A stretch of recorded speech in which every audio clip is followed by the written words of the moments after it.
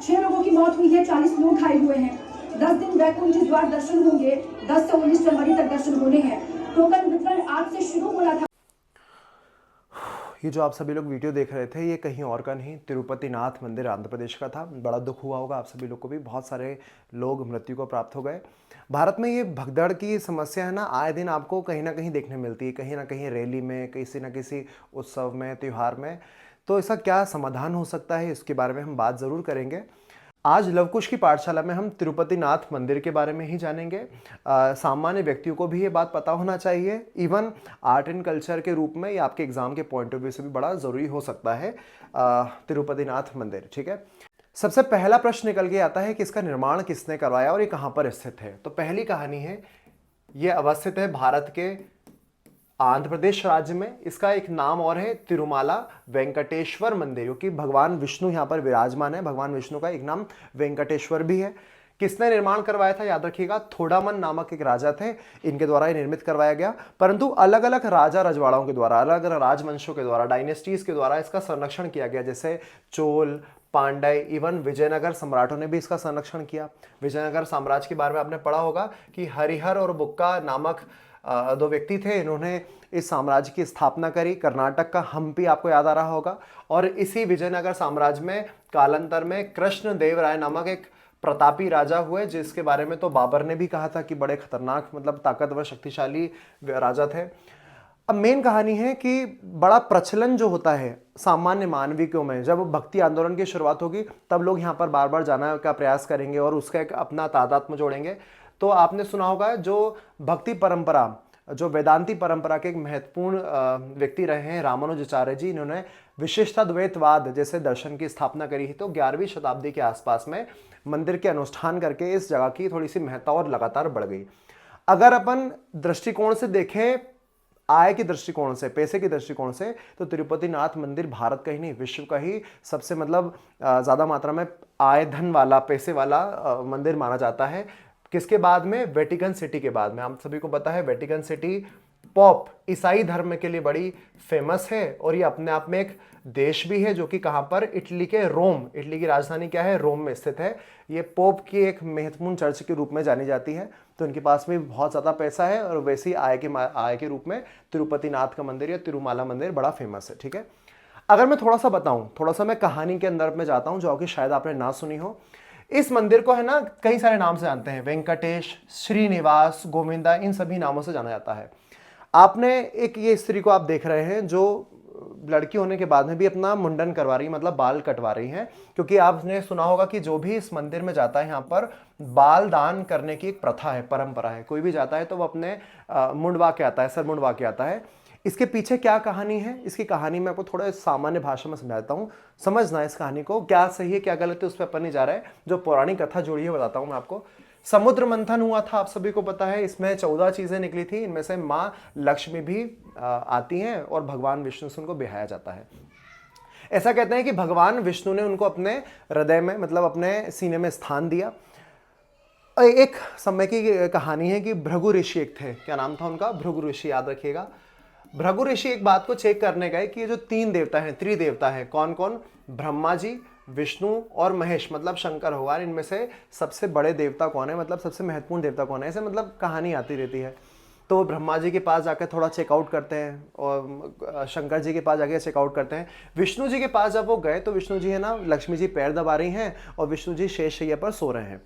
तो भृगु जी ने क्या करा, यार मैं कैसे इनकी परीक्षा लूँ, कैसे समझूं कि यार ये बहुत महान है कि नहीं है, ये बहुत दयालु है कि नहीं है, सबसे अच्छे भगवान है कि नहीं है, ऐसा कुछ शर्त वर्त लगी थी। तो उन्होंने, भृगु ऋषि ने जाके क्या करा, विष्णु भगवान के ऐसे चेस्ट पर पैर से प्रहार करा, लात मारी। ठीक है, अब भृगु जी को लगा कि यार ये तो क्रोधित होकर मेरे को थोड़ा श्राप राप दे देंगे, तो मैं समझ जाऊंगा यार ये तो सही नहीं है, मतलब ये महान देवता या भगवान नहीं है।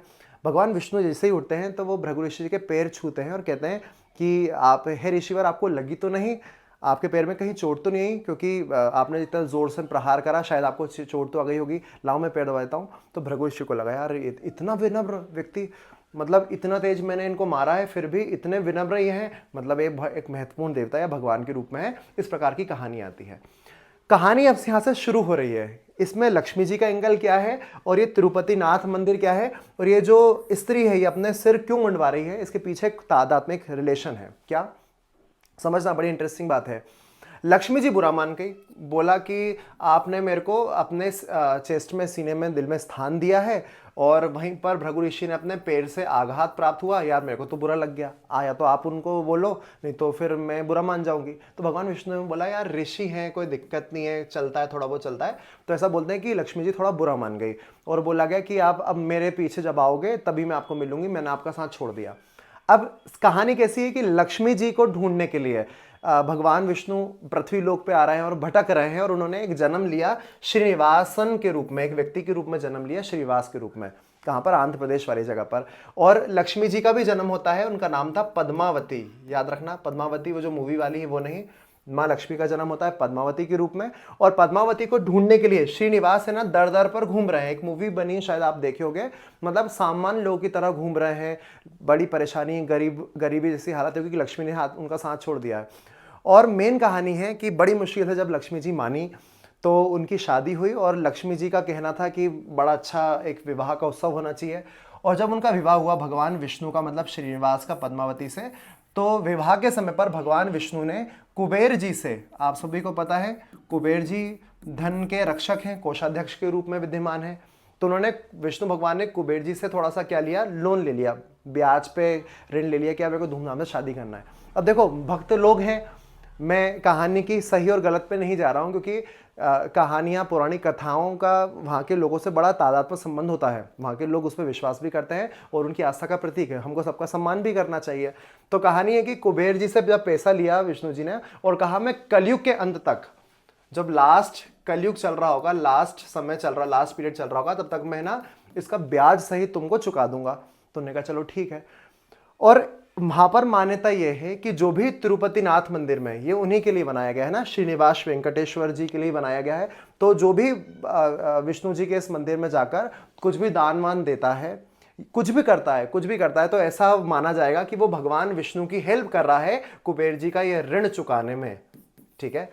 तो वहां के जितने भी भक्तों ने बोला कि हमारे पास अब कुछ है नहीं, तो हम कम से कम बाल ही दे देते हैं जिससे हमारा ऋण चुक जाए। तो इस प्रकार की मान्यता है, और यही कारण है कि वहां पर पुरुष हो या महिला हो, जो भी अगर आस्था इसमें रखती हैं तो वो अपने बाल को वहां पर दान करें। ऐसे अनिवार्यता बिल्कुल भी नहीं है, अगर आप भगवान को मन से जाकर भी प्रणाम करोगे तो कोई दिक्कत नहीं है, अनिवार्यता नहीं है। तो जिन लोग की आस्था है उनकी अच्छी वाली होगी। तो यही जो मैंने पूरा सिनेरियो समझाया, ये पूरा तिरुपति नाथ मंदिर के साथ में संबंधित है, ठीक है। इसलिए मैंने क्या बोला कि ये भगवान वेंकटेश्वर, भगवान विष्णु, श्रीनिवास सब एक ही कहानी पर आपको देखने मिल रहे हैं। क्लैरिटी है। अब मेन कहानी यहाँ पर है। अच्छा, एक यहाँ पर एक और अच्छा फैक्चुअल पॉइंट है कि इसी को तमिल साहित्य में, जरा ध्यान से देखिएगा इस वाली जगह पर, इसी मंदिर को तमिल साहित्य में त्रिवेगम भी कहा जाता है। क्या बोलते हैं? त्रिवेगम भी कहा जाता है। और कांचीपुरम के पल्लव शासक अलग अलग लोगों ने इस पर क्या करा है, संरक्षण भी करा, जो कि अभी तक मैंने आपको बताया था, ठीक है।